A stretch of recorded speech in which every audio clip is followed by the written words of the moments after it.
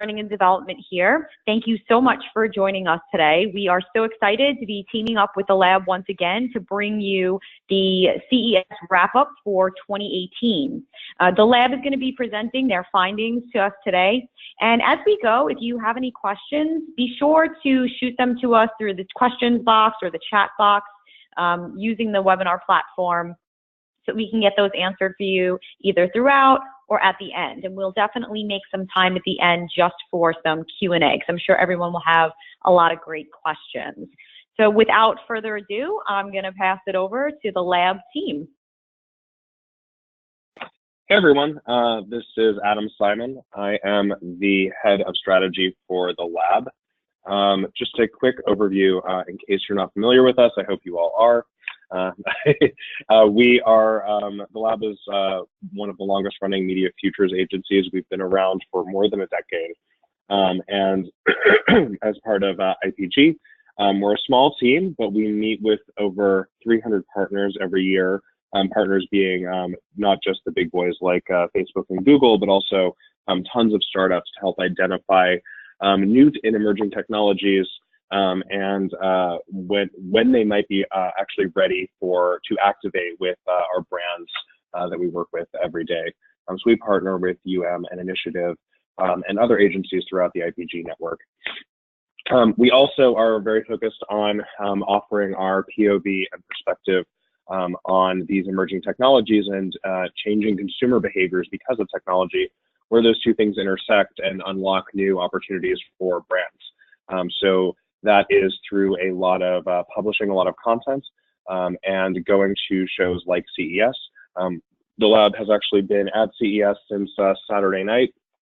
We showed up several days before the show opened. We spent hours and hours and hours walking the ball to analyze the most interesting and most relevant companies and startups and technologies that we're seeing for our brands. And so we want to share that with you guys today for all of you who could not be here with us in Las Vegas. So that's what we're here to do today. As we said, definitely feel free to type questions into the chat along the way, and then the main presentation shouldn't take that long, so we'll definitely have time for lots of questions.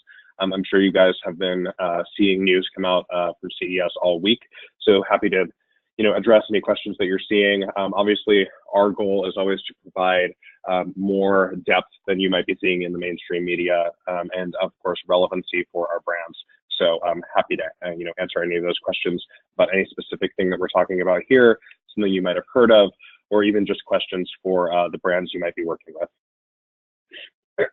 So with that said, the first big trends that we're seeing at CES is that the battle for the home is really heating up in serious ways.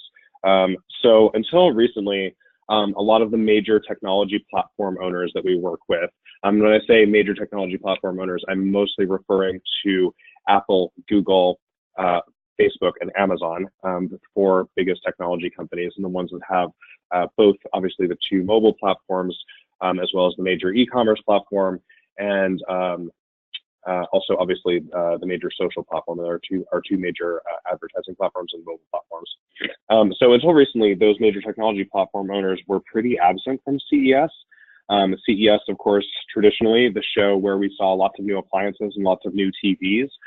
But since the age of the smartphone, a lot of those things have changed, and those things are still here.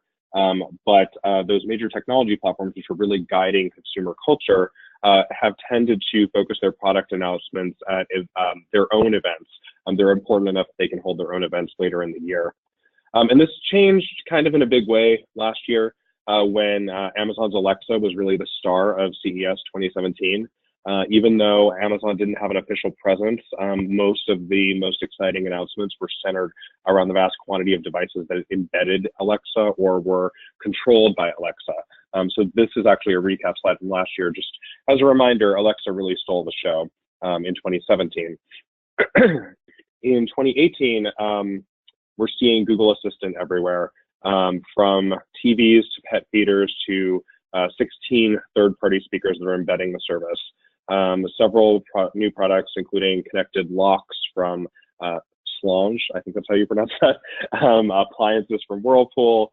Whirlpool last year added Alexa support. This year they're adding Google Assistant support.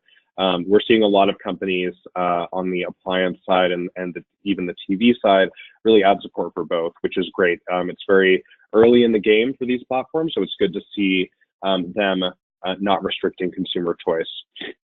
And some consumers might be swayed to purchase specific products by one platform integration or another, but we really do think that over time, both Alexa and Google Assistant, and maybe potentially even in the future Siri and some other forthcoming assistants that we'll talk about in a minute, most things will support everything, because the ecosystems on top of these platforms are going to be so big. The number of consumers using any given assistant are going to be large enough that you wouldn't want to disqualify those consumers from buying your products.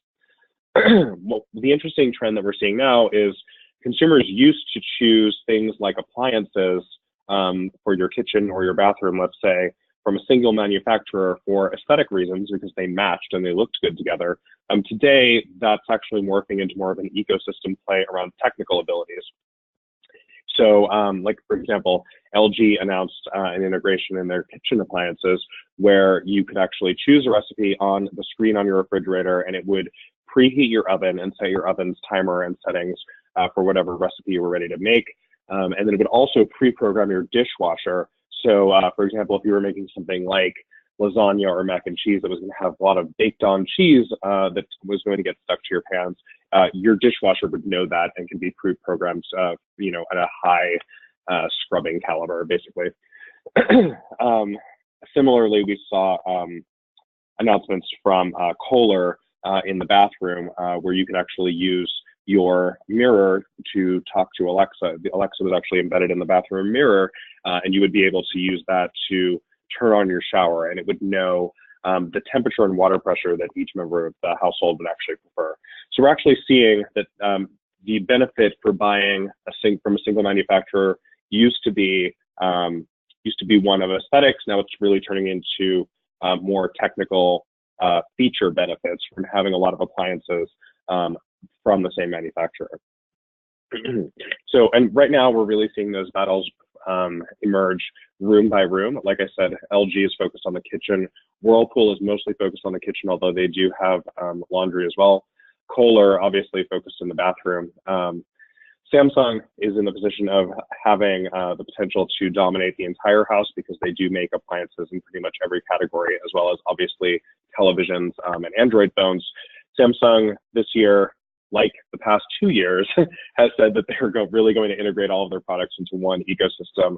We're sort of in a wait and see, we'll believe it when we see it kind of mentality with them right now.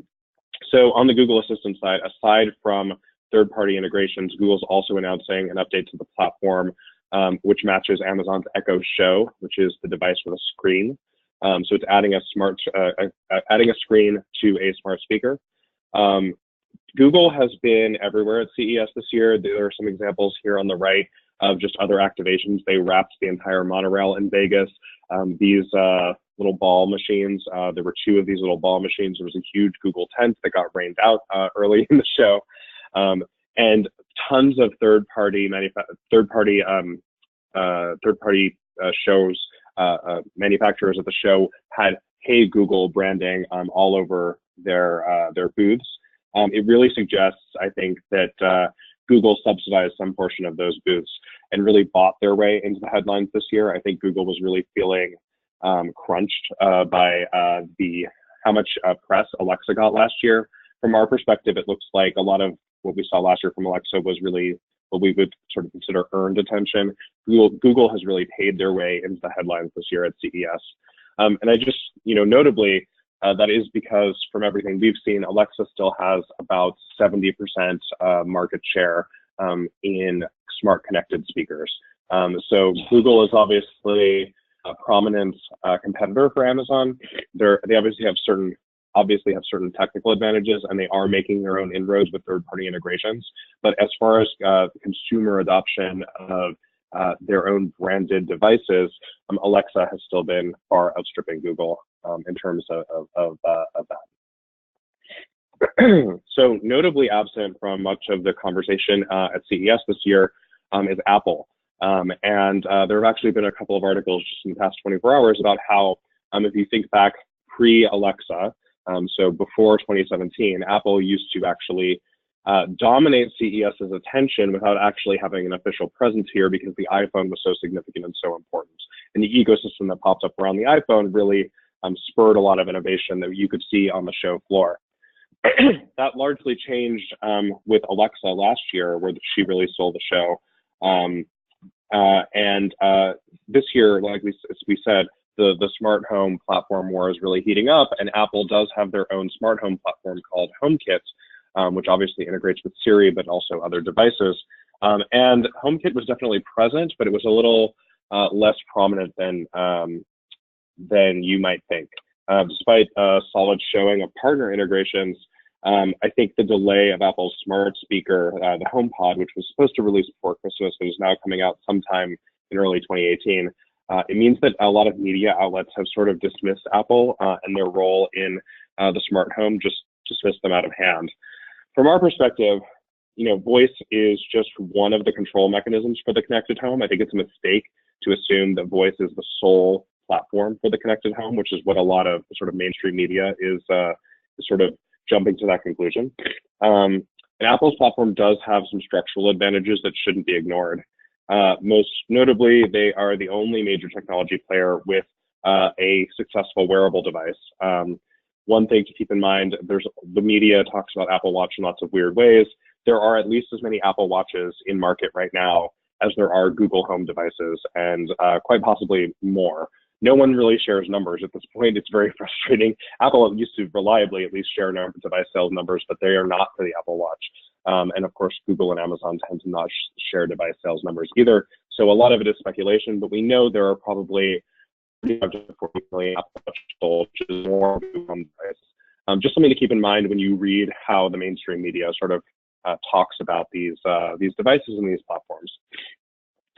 So on that side, Whirlpool actually announced that all of in addition to adding Google Assistant to their appliances, all of their appliances will also support Apple Watch for not just control, but also information. So for example, your Apple Watch will be able to show you how much time is left on your wash cycle in your washer or your dishwasher or your dryer, which is exactly the kind of thing that is actually better on a display than using voice. You should be able to just look at your watch and know when the laundry is going to be done rather than having to proactively ask Alexa or Google. So that makes a lot of sense. So just, the other side of the home platform war that we're seeing.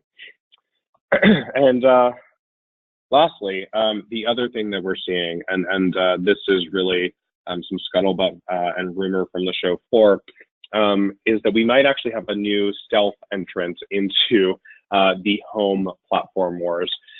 So I'm assuming everybody really knows Roku. Roku obviously has their connected TV platform that ships in separate streaming boxes. They also have, over the past couple of years, started embedding their software as the operating system for smart TVs. So this example on the right is a TV from TCL, which is a Chinese brand that has been doing very well in the US and is very highly regarded as both a budget pick for 4K TVs and also just generally the best sort of price for your money for 4K TVs. Last year, they made some minor announcements that their TVs are getting better, but still doubling down on Roku. Roku also announced that they a platform for connected speakers where Roku is licensing their operating system to third-party manufacturers to develop smart speakers. Right now, their digital assistant that's embedded in the speakers will be focused on entertainment, on TV and music. But they have also announced that starting in the fall, they will roll out a fully featured digital assistant that will be able to do all of the things that Alexa and Google and Siri do as well. So normally we wouldn't care that much about Roku. We would kind of dismiss this, oh, that's cute. You're trying to launch your own digital assistant. Roku obviously being a tiny company compared to Facebook, Apple, and Google. Normally we wouldn't pay that much attention to it, but the rumors on the show floor are actually that Facebook has been shopping around and looking at acquiring Roku. And that would be super interesting to us because Facebook is the one major tech platform or tech company of the big four that has no entry into the home space right now. We have heard that they had been working on a connected speaker to first release sometime this year. Those rumors have been circling for the past 6 months, but acquiring Roku would give them an entry into the home in a really interesting way, both with the TV and obviously a connected speaker device. Facebook definitely has the engineering talents to make a digital assistant connected to a smart speaker that is super smart and super contextual and competitive with Apple and Google and Amazon. So it would also make a lot of sense because Roku's primary revenue actually does not come from selling the devices themselves. They have an ad platform that lets you purchase ads across streaming services on their platform. And it's pretty well integrated with targeting and also payments. So that lines up nicely with Facebook's watch strategy and Facebook trying to get into monetizing video more. If this is, again, we're just rumor and speculation at this point, but from where we are sitting, it makes a lot of sense because it would instantly put Facebook on par with Apple, Google, and Amazon as having both connected speaker devices as well as a TV interface.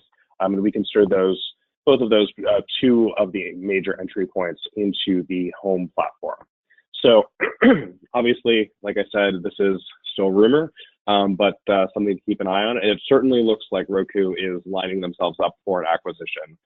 If Facebook does not acquire Roku in 2018 and does not make another move into the home space, they might be falling behind. So something else if that goes in the other direction, something else to keep an eye on. So that is our thinking on the home. We're actually going to be talking a lot about the home platform in our outlook for 2018, which we'll be releasing in just a couple of weeks. So look for more on how we see that playing out for brands and brand loyalty and how we shop coming soon.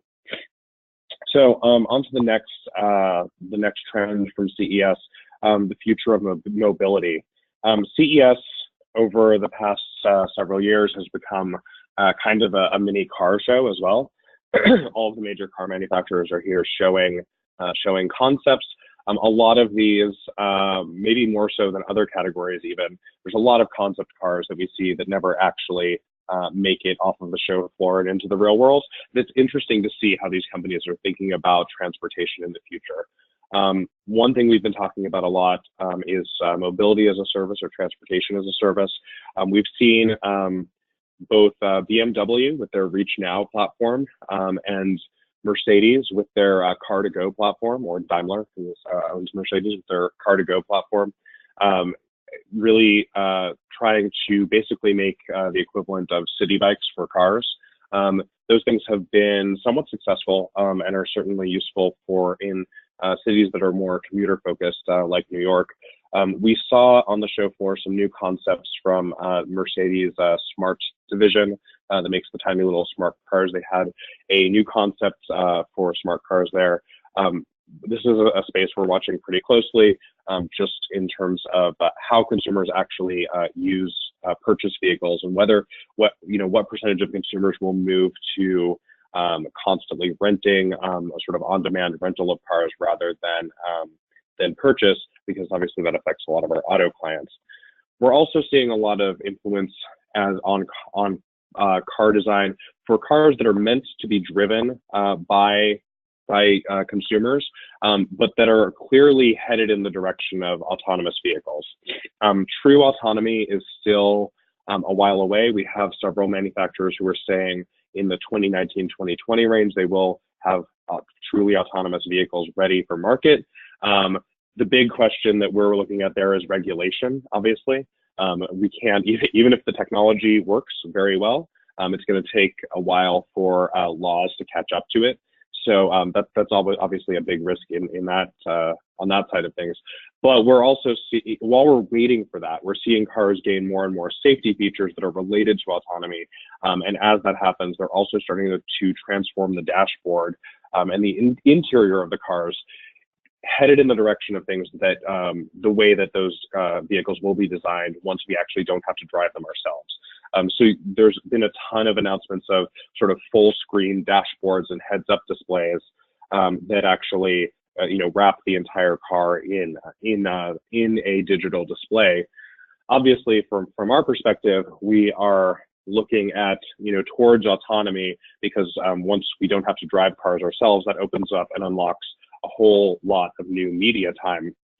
But there are, as our cars get more intelligent, there's increasingly more media time even when we are actually driving. The PR darling this year of CES was the car startup Byton, B-Y-T-O-N. They have this experience-driven SUV with this next-generation infotainment system.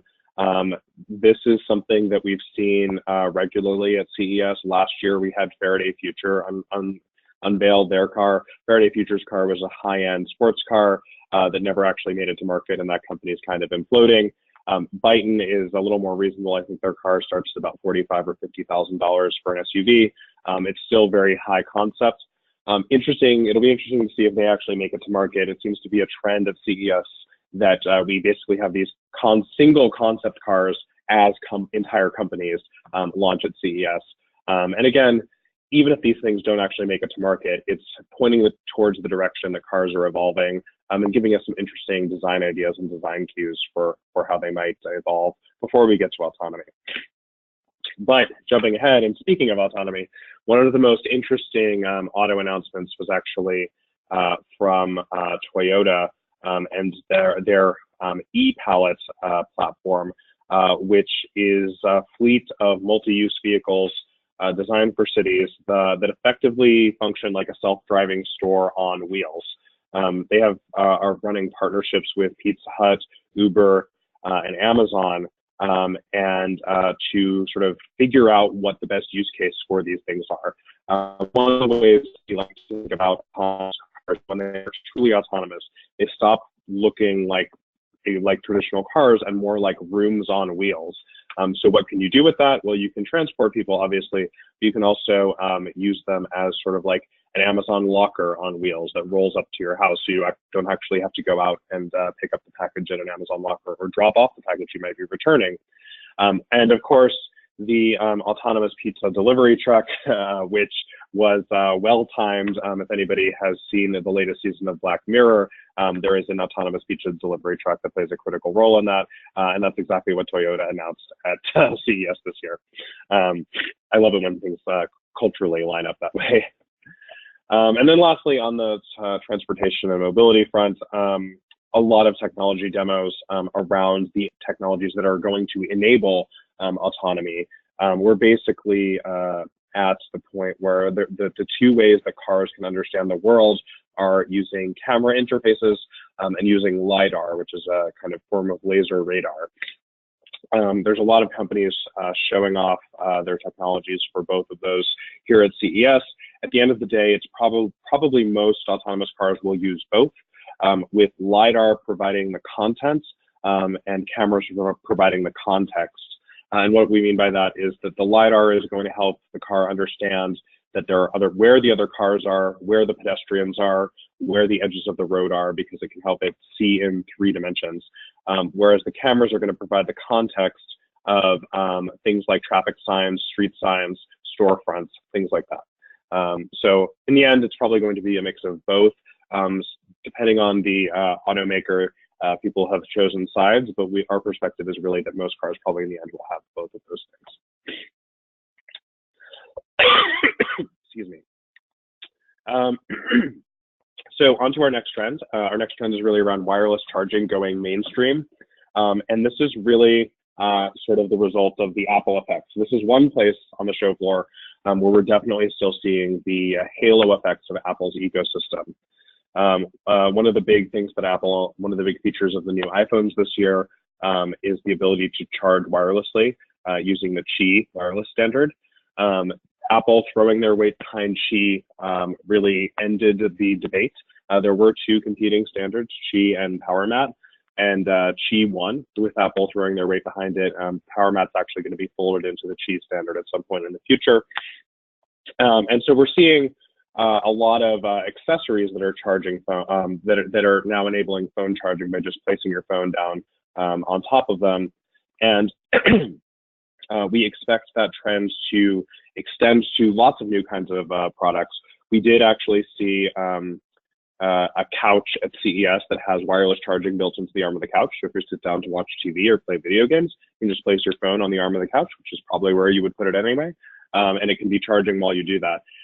I was really hoping, personally, that we were going to see IKEA at CES this year. IKEA has been embedding Qi wireless charging in some of their furniture and in side tables, desks, and lamps for a while now. I was really hoping to see IKEA or another furniture manufacturer at CES. I think it's only a matter of time until that happens. So it's something to keep an eye on. As of right now, some strange wireless products that we're actually seeing. The gaming company Razer is showing a mouse pad that can wirelessly charge your mouse, which makes a lot of sense because the mouse is always on top of the mouse pad. You should never need to charge it. And we even saw a wireless charging underwear, which has fitness tracking embedded into it that you can just drop onto a charger to charge, and therefore it can be sealed and washable. Which is another advantage of that wireless charging. But the thing that so wireless charging, the Qi standard that's here now, is certainly slightly more convenient than plugging in a cable in a lot of cases. But the other thing that we've seen at CES this year is distance charging. Being able to wirelessly charge something in the same way that Wi-Fi works, where you have a transmitter and the device that is charging, and they are, apart from each other. Actually, and this is something that has been brewing for a while. And actually, just in the weeks leading up to CES, there were two companies, including PowerCast that you can see here on the slide, that were approved by the FCC to start shipping both transmitters and devices for distance charging. This is really exciting to see this actually start to come to market this year. It'll obviously take, hopefully by the end of 2018, we'll start to see devices that are embedding these distance charging standards. Right now, the amount of power they can transmit is pretty low.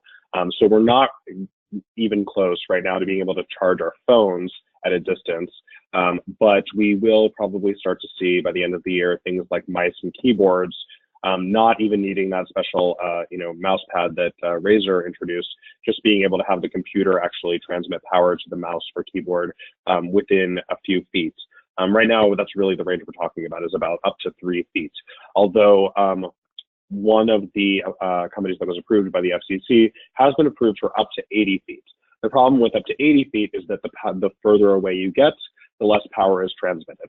So you might be able to power something very, very, very low power, like such as a Bluetooth beacon or something, by distance charging. But at that point, you might as well also just embed a battery in it. So it's definitely still an early stage technology. Hopefully, in the next 5 years or so, this is the kind of thing that will ramp up and get to the point where it can actually charge our phones and wearable devices. Once that does, and that will definitely happen in the hopefully in the around 5 years time frame. When that does happen, it will be a transformative moment because a lot of the power of our devices is limited by the amount of battery power they have. Battery technology is not advancing as quickly as everyone would like it to.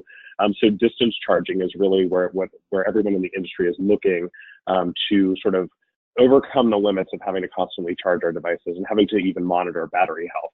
When we get to the point where we can reliably provide power to a smartphone or a wearable, excuse me, or a wearable from a distance in the same way that Wi-Fi works all over our houses and office, it's going to transform how we use the devices and the amount of power, computing power that's available to them.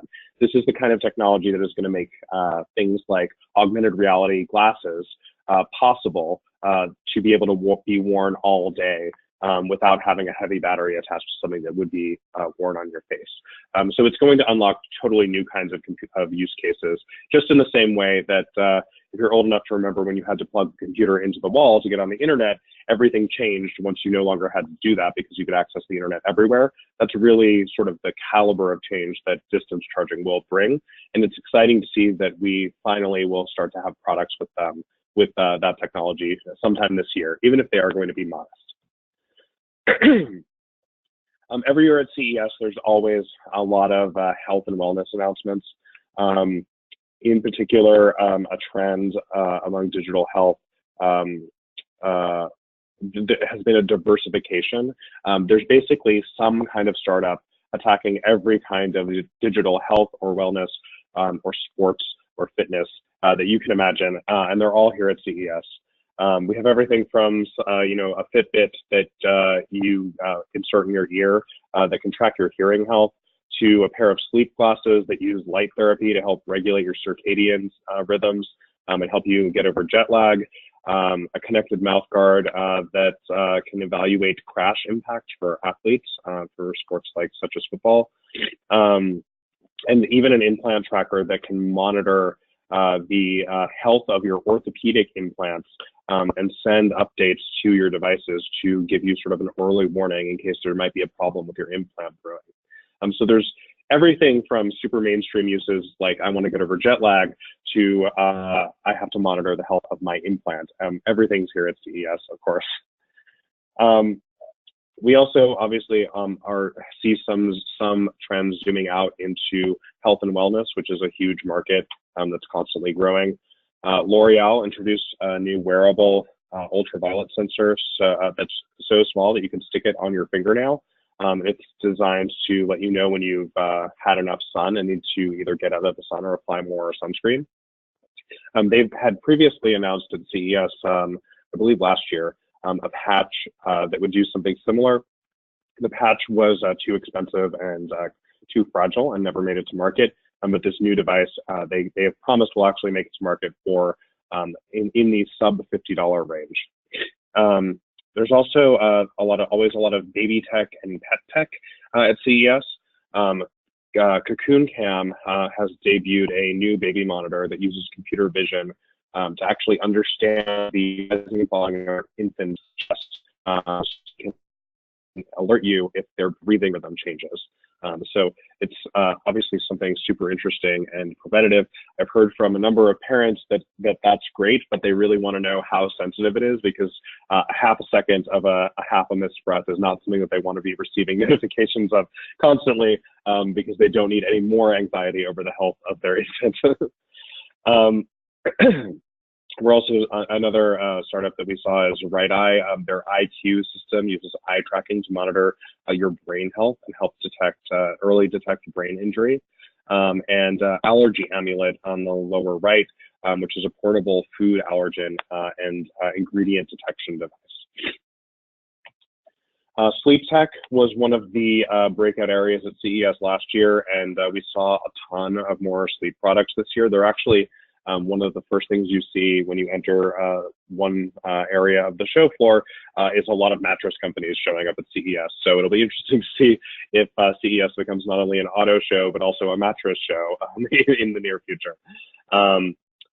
We've seen the return of exhibitors like Sleep Number and Zeek Smart Pillows. There are new players on the scene, such as Sensor Wake, which is has a nighttime scent diffuser to help you get to sleep and stay asleep. Dreamlight's smart eye mask uses different colored lights to help you fall asleep or wake up. Overall, we're seeing just a big diversification of health and wellness and sports and fitness at CES. A lot of these products will be relatively niche, and who knows how long they'll actually be on the market. But it's really, I think we're seeing the technology market feel out what consumers are interested in tracking using current technologies available to them. Obviously, new technologies are available and new techniques are available every single year. So it's really just feeling out what consumers are actually interested in. Another trend that we were seeing at CES this year was a lot of discussion of 5G. The next cellular standard that will surpass 4G LTE in the next few years. 5G will multiply the speed of your current data connection between 10 and 100 times. 100 times, obviously, a few more years out than a couple years from now. Cut responsiveness delays and latency to basically be imperceptible, so basically instant transmission of data. Radically improve security and also radically increase the size of each network. One of the things the 5G can do is mesh networking. So, for example, at a very crowded venue such as a concert or a music festival, where previously cellular has had a lot of problems keeping everyone connected, phones can actually transmit data from one phone to the other rather than all having to go back to the tower, which should solve a lot of those crowding problems that have constantly plagued cellular connections at events. And at this CES, there were a lot of people talking about 5G. There were several major 5G keynotes throughout the course of the conference. Right before the holiday break, the regulatory agency that oversees global cellular standards officially ratified the hardware specifications for 5G standards. So we're definitely moving in the direction of getting that out into market. Both Verizon and T-Mobile have plans to test 5G networks in select markets later this year. And we can expect all of the major providers in the US to have a wider rollout in 2020. So it's still definitely a few years away from mass adoption. If they start rolling out in 2020, it's obviously going to take at least that year and probably the next before most of our devices start supporting it. But it is something that we're looking towards. And to that end, the 5G themes keynote on Wednesday featured CEOs from Baidu, Qualcomm, and Verizon. It was highlighting just how far-flung the impact of 5G will be across various sectors of consumer technology.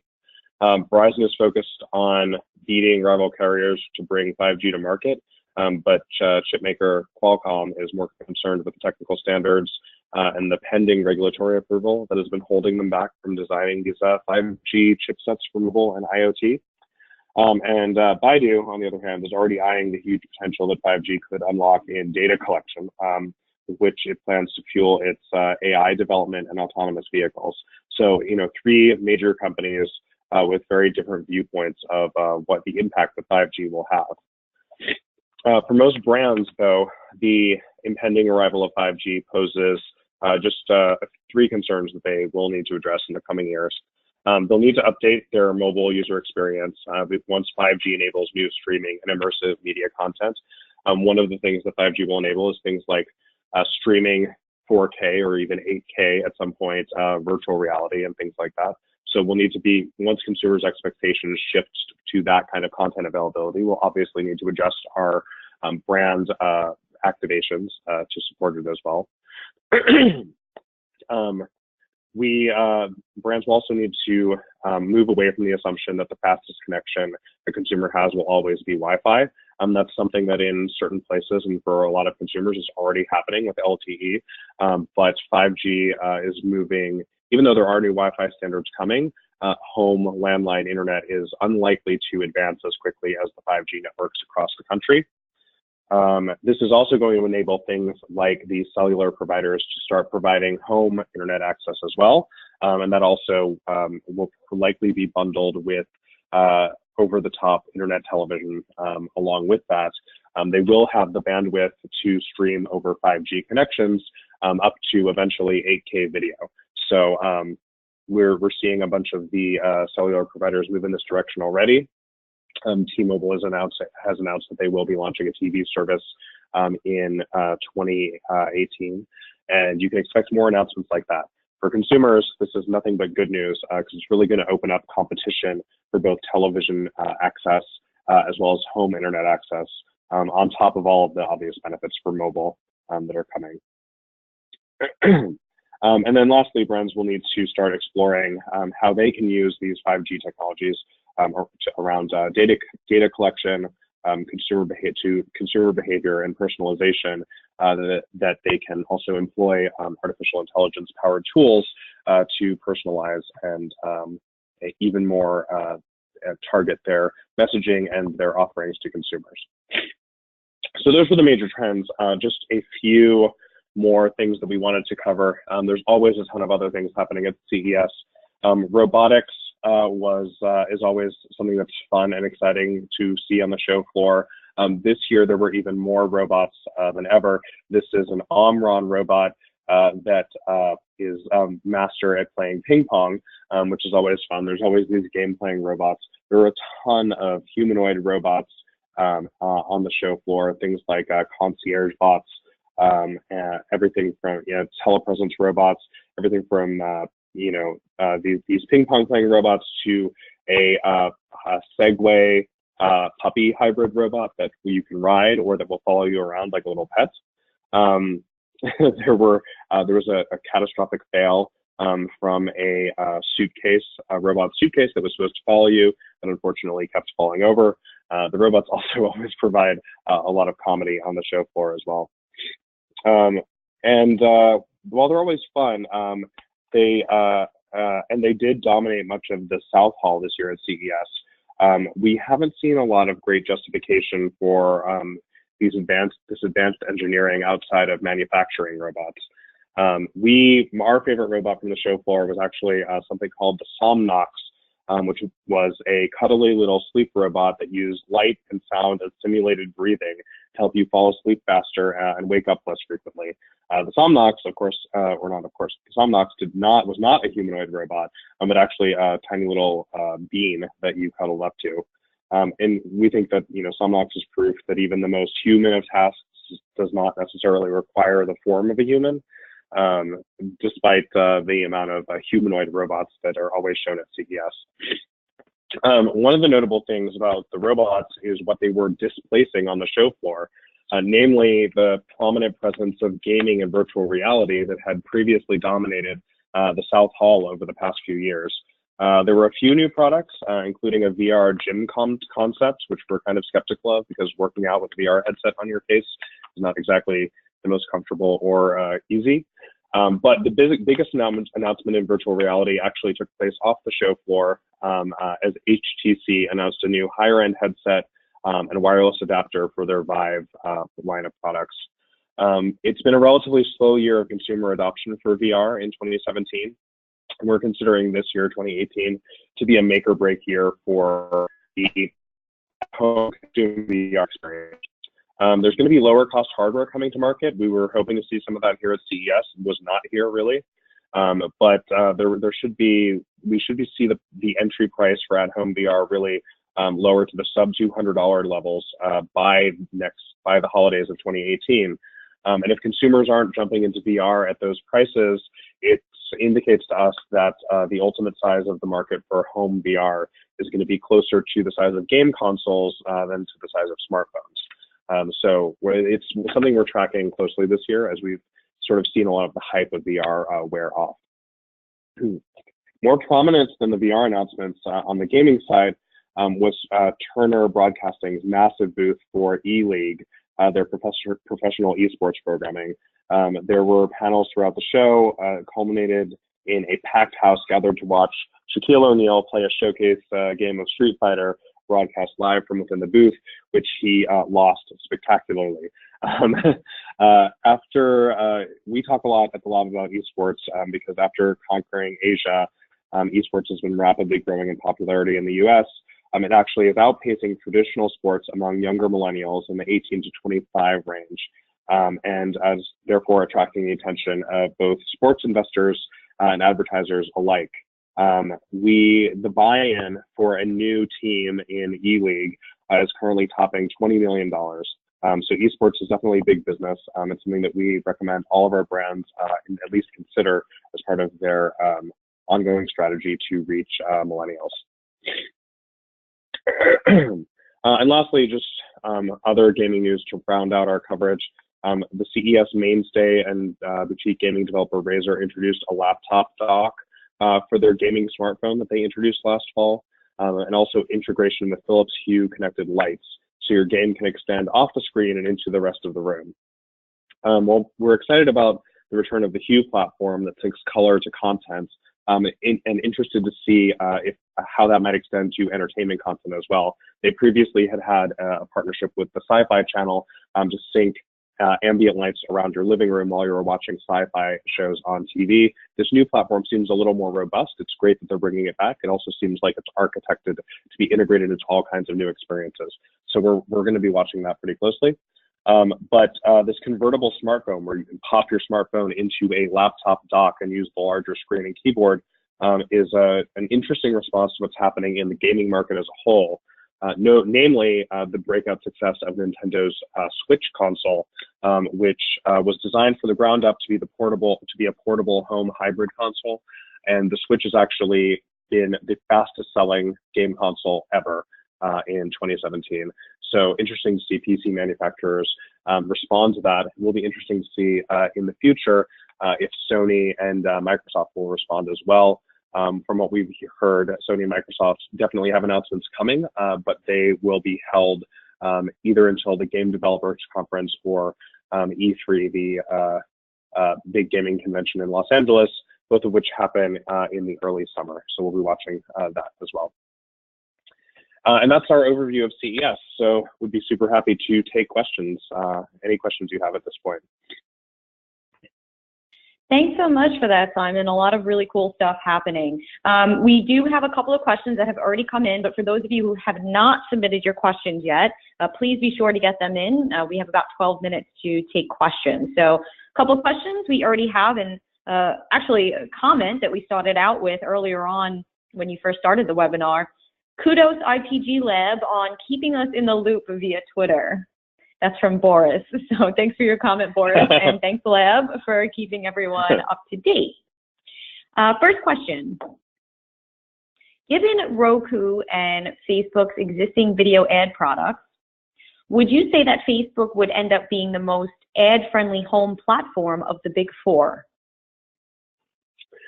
Yeah, I would think that right off the bat, obviously, in the television space, the answer would be yes. If you can imagine even tighter integration between Roku's ad platform and Facebook's targeting tools, from our perspective, Facebook has some of the best targeting tools in the industry, and integrating that directly into the TV even deeper would be amazing. Also having that feedback loop of what consumers are watching and being able to retarget them directly on Facebook. We have some partners and some tools that help with that now, but having that direct connection could be pretty amazing. On the smart speaker side and the audio side of things, this is a big question. We have heard rumors that, and know some details, and have generally heard that Amazon and Google are working on ad platforms for Google Assistant and Alexa. It's very tricky in audio to do ads, in the kind of audio that we have with our smart speakers to do ads, and they're both, I think, very sensitive to not wanting consumers to hear an ad on their Echo and immediately throw it in the trash. So it's a very sensitive, delicate matter. I think we will see that eventually, but maybe later in 2018. But I would expect that Facebook would take a similar approach, delicate approach in the audio space, and focus more on the TV, at least in the short term. I think we will get there in the digital assistant space eventually. Smart home has always been a difficult place for advertisers to play. The TV is, I think, the easiest solution. And yeah, so I think, yes, they would be a competitor overnight. But again, probably more on the TV side than anybody else in the short term. Okay, awesome. Thank you for that question. Next up. Do any of the connected home/digital assistant players currently make any data available for targeting, either for targeting within their native platform, walled garden, or beyond, or indicated that they will do that this year? Yeah, this is actually how my best guess for how these platforms will play into advertising first will actually be targeting off device on other platforms. So, for example, Alexa would know that you have been asking questions about like a movie, like, when does the next Avengers movie come out? And then Amazon would be able to retarget you, for example, on your Fire TV to promote a trailer for the next Avengers movie. And then Disney would, pay to have that placement and that promotion based off of those keywords. My guess is that's probably the first kind of advertising that we would see integrated in this space, less so directly on the voice devices themselves. As of right now, there's very, very limited targeting. The data access depends largely on if you're using the built-in features of the device or a third-party skill. So both Alexa calls them skills, Google calls them actions. If you build a branded third-party skill or action, you get all of the analytics from that. You can link it to your own CRM database and user accounts. So all of that data is yours to own, just as it would be with a mobile app. But anything that's happening on platform, currently there is no targeting that is allowed there. I suspect that we, like I said, we'll see that targeting from interactions on the voice device to off-device targeting, whether that's on Amazon.com, on your Fire TV or Chromecast, things like that. I think that will be probably coming in 2018. Awesome. Next up, we have a question from Tom. Really interested in those Toyota mobile stores, spaces, /bars, whatever they could be. Which brands were partnered with those? Were there any particular interesting use cases trailed from any FMCG brands? Yeah, so it's super interesting concept. The ones that they announced were Pizza Hut for pizza delivery, Uber for just transportation, and Amazon for package delivery and pickup. It's super early stage. Again, these vehicles are actually not going to be street legal in most places, so it's going to be super limited in terms of availability. We actually, and I think I meant to mention when I was talking about this, we actually also saw another startup that was developing something similar, very similar to the Toyota concept. So I think we're actually going to see a lot of trials in this area right now, but these are super early trials, and it will be at least a couple of years before something like this would actually be something that we could roll out to large amounts of consumers. Okay, and there's actually another question that's somewhat related. What will brick and mortar store become when we have these stores on wheels rolling around? Yeah, this is something else that we're going to be talking a lot about in our outlook for this year, is what's happening at retail. This mobile retail concept is super interesting to us, but brick and mortar stores are basically diversifying into something that is more experiential, or they're being differentiated based on convenience. So this is one of what I would put in the extreme convenience category of how retail can service customers. The other side of this would be like, if you're thinking about shopping for clothes, for example, we were talking about last night the idea that a company like Stitch Fix might send one of these to your office or your home once a month, that would actually have a totally curated set of clothes in it for you that you could try on and actually make your purchases that way. The reverse of that, and that's sort of an extreme high-end convenience. The reverse of that would be actually sort of what we're seeing at companies like Bonobos, where you actually have personal shoppers helping guide you through the entire experience of shopping for clothes. Regardless of, in the Bonobos example, obviously, you don't actually walk out of the store with clothing. It comes to you in the mail, but you have a super curated and develops a relationship with an actual person who can understand your tastes and how clothes fit you and help guide you through that experience.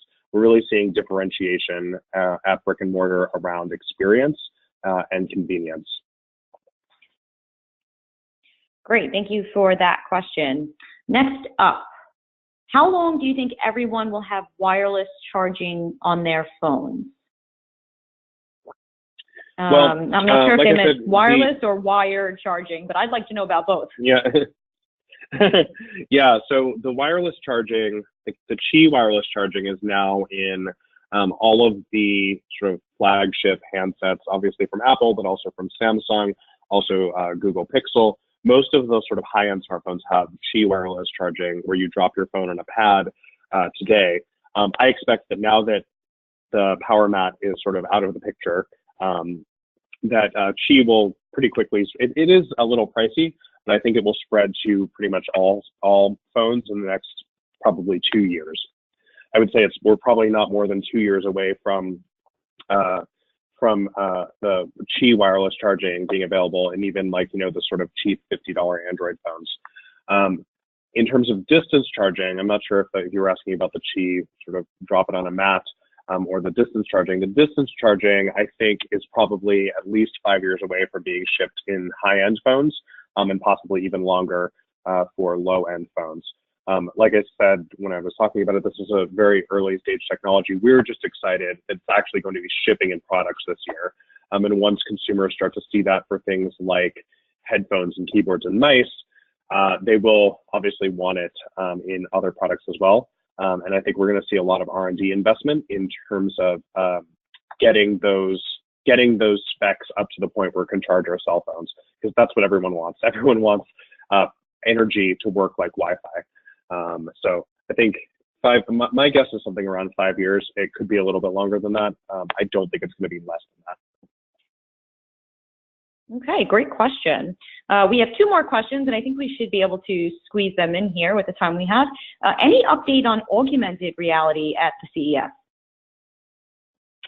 Yeah, there actually was not a lot of augmented reality on the show floor. We did see a couple of headsets that work kind of like the, if you know what Samsung Gear VR or Google Daydream does, where you can basically pop an Android phone into a headset that makes it into a super low cost VR headset. We did see a couple of companies doing that for augmented reality. One of them had recently worked with Disney and Google to do a Star Wars experience in November and December of last year. Augmented reality is really more, CES is very much a hardware show, and right now augmented reality is mostly a software play. I think we're going to see a ton of augmented reality apps really grow in popularity in 2018, but for our smartphones. We know that all of our major technology companies, again, Facebook, Google, Apple, and Amazon, are working on wearable augmented reality glasses that will overlay digital objects into the real world. Microsoft, of course, already in the game with the HoloLens, but not really a consumer product at this point. But that is definitely still in the, I would say, probably 3 years away from being a consumer product. We know they're all working on it, but we're not quite there yet in terms of technology. And honestly, one of the biggest problems is power. And that's one of the reasons why that distance charging could be so critical in making something like augmented reality glasses a practical product that we can buy. So yeah, the short answer is we're not really ready for augmented reality hardware yet. CES is mostly a hardware show. I do think we'll see more on the augmented reality mobile apps over the course of 2018. Okay, and one last question from Philippe, and this is a great closer, I think. If you could choose a winner, a brand winner, so to speak, for CES for 2018, who would it be? Interesting question. I think the brand winner, honestly, is probably going to be Google. I think they bought their way into the headlines, but they captured a lot of the attention. And that is really, at the end of the day, what CES is about. I think it's important to remember that a lot of the things we see at CES are not actually indicative of consumer behavior. They're more indicative of what how companies want consumers to behave. And Google made that very clear with the amount of money and the amount of branding that they had at CES. The other thing that I would actually call out, and this was a joke I made early on, but I do think it's interesting to note, is I said on day one that the big story from CES was Google and France. Something that we didn't have a slide in here for because it's not particularly brand relevant, but I think it's still interesting, is that in the Eureka Park, which is where all of these sort of very early stage startups are, where there are thousands of booths that are 6 by 6 foot booths with companies that have products that maybe even just came up directly off of Kickstarter. There's a lot of country by country pavilions.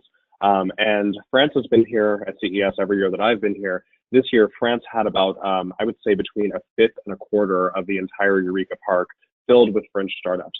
I think it's an interesting trend. Again, not particularly relevant to our brands, but that the battle for between countries to attract technology talent. And France was really here at CES to make a case for their to come to France. They actually had a booth where you could go and find out how Paris was going to help support your startup. So those were my early takeaways, and I still think that's from a media coverage and sort of awareness play. Google in France stole the show. Well, fantastic. And that was actually a great wrap up pretty much of everything. Thank you to those of you who sent in your questions. Adam, if there was somebody who didn't get to send in a question, oh, there we go. You just put up your contact info there. So if anybody didn't get to send in their questions, you have Adam's contact info on the screen there. Please feel free to shoot him an email. Thank you so much, Adam, for joining us today and for giving us this wrap up. Great job to the whole team over there, and thank you again. And thanks to everyone who joined us. If you missed out on any part of this webinar, it was recorded. And if you know anybody who didn't get to sit in, let them know that it was recorded, and we will be posting it on Flight Learning for on-demand viewing in the next week or two. So thank you, everyone. Have a great day, and we'll catch you next time. Thanks, everyone.